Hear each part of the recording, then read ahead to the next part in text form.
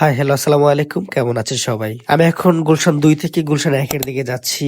এই বোর্ডটা যেন শহরের হৃদয় স্পন্দন। রাস্তার দুই পাশে দাঁড়িয়ে আছে একের পর এক সুউচ্চ ভবন। এই বিল্ডিং গুলো শুধু কংক্রিট আর কাচের গাঁথনি নয়, প্রতিটি যেন এক একটা গল্প বলে শহরের উত্থান আর স্বপ্নের। এখানে সময় চলে একটু ধীরে, আবার কখনো খুব দ্রুত।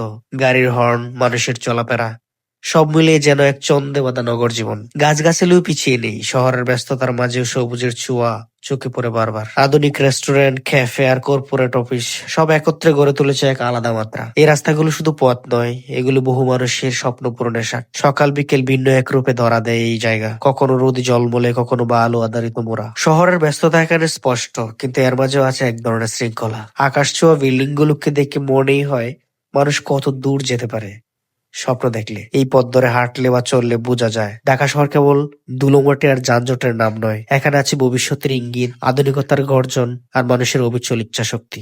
গুলশানের এই রাস্তাগুলো যেন এক সার্থক সংমিশ্রণ, শহর, স্বপ্ন আর সম্ভাবনার। প্রতিদিন হাজার হাজার মানুষ এই পথে চলে, কিন্তু প্রতিদিনই এই রাস্তা নতুন ভাবে ধরা দেয়। রাস্তার দুপাশে আলু, গাড়ির হেডলাইট, বিলবোর্ডের জলকানি, সব মিলে যেন একটা নিজস্ব ছন্দে চলছে গুলশান। এই পথটা আমি শুধু পার হচ্ছি না, আমি আসলে এই শহরের অংশ হয়ে যাচ্ছি। এটাই ঢাকা, এটাই গুলশান, এটাই আমাদের স্বপ্নের শহর।